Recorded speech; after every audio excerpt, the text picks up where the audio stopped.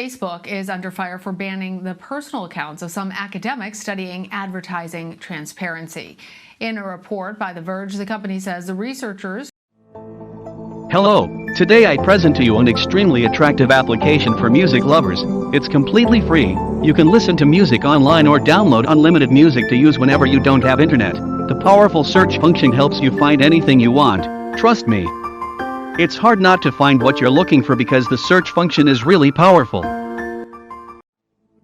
Application download link is attached in the description of the video. I'm pretty sure you'll like it. Thanks. Who were part of an ad oversight project at NYU violated user privacy. But the researchers say they've always put privacy first, arguing that they were banned for other reasons.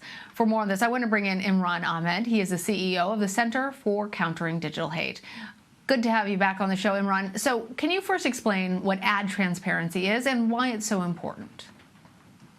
Well, we know that the advertising on a platform like Facebook is the main way they make revenue, and they make it really, those tools are very sophisticated for advertisers. They can drill down to huge amounts of detail about the individuals they're targeting and send through messaging that's tailored for those individuals. Now, that's particularly problematic when in political races, for example, people are sending different messages for different people, which may in fact be contradictory to each other.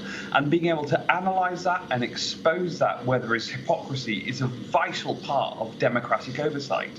So this ad transparency platform had two components to it. First of all, it allowed you to search through those ads in a sophisticated way, looking in a granular way, looking for little discrepancies, interesting nuggets, interesting facts there. And second of all, there was a browser extension that people could install on their computers, which would help give richer data to that. It appears that gathering of data has annoyed Facebook, almost as though they don't like it when their users start to try to get some control over or some understanding of what's happening to them on their platform. Let's dig deeper into this because, as you mentioned, the researchers used a browser plugin. It was called Ad Observer to help collect data for their research. Facebook already has what it calls Ad Library, which they claim provides advertising transparency. How do these features differ? Well, Ad Library gives us a little bit of detail, but actually quite often the ads won't be there in full, especially if they're non-political ads. The second thing is that it won't give you the ability to search across, to look for, to group together types of ads, to group together not just user accounts, but also quite often a particular advocacy group might use multiple user accounts, for example. So by grouping them, we can see what's the totality of what they're trying to say to different types of people. The ad library is just bulk data. This what they've banned is the ability to look at it in a more sophisticated way, to find the patterns in the enormous amounts of data being generated. So the researchers claim that Facebook wants to silence them from exposing issues on the platform. Imran, given your experience, what do you think is going on, and what other implications might come from a banning of researchers who are looking into the dealings of Facebook?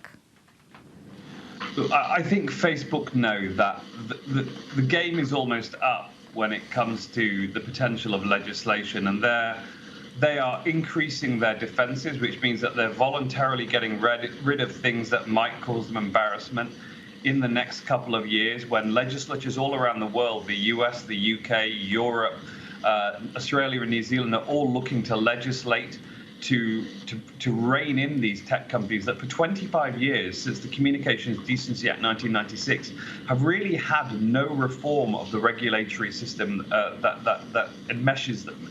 So they know, first of all, let's get rid of any particular problems. It's scraping the barnacles off the boat, to use a nautical metaphor.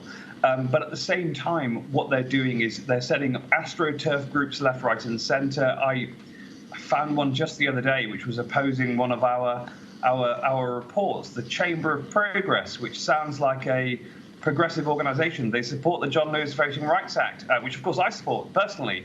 But they also oppose anything to do with tech reform. It happens to be funded by Facebook and Google and run by folks who are very, very sympathetic to that cause. So, we see them gearing up really for the battles ahead. And when they're doing that, a lot of democratic oversight, well, they're going to get rid of it because it's just a problem for them right now. Though Facebook says that this decision came as a result of FTC guidelines stemming from the Cambridge Analytica scandal. Remind us of the details of that case, and do you think that this argument from Facebook has merit? I mean, look, Cambridge Analytica was a scandal, and it was a scandal where so look, we just got to remember that users, the people that use Facebook, they aren't the actual users. They're not the customers. We're the cattle. We are the product, and the customer is the advertiser. The advertiser is king on Facebook. The sophistication of that interactive tool that they use to actually target users is incredible. I actually use it myself sometimes just to see what they experience, and they're able to get down to an enormous amount of granularity. Now, Cambridge Analytica was scraping the data that advertisers were able to get access to, and that was a phenomenal amount of the data about the users, the product, the cattle who use Facebook on a regular basis. What private data the NYU researchers were actually gathering was data about the advertisers. And, there it is. I mean, Cambridge Analytica was allowed to operate through an entire electoral cycle without anything until a movie and lots of controversy over that particular scraping of the public's data. But Facebook moved very quickly to protect the data of people who are using their platform to advertise messages to other people. All right. Imran Ahmed, thank you so much for coming on.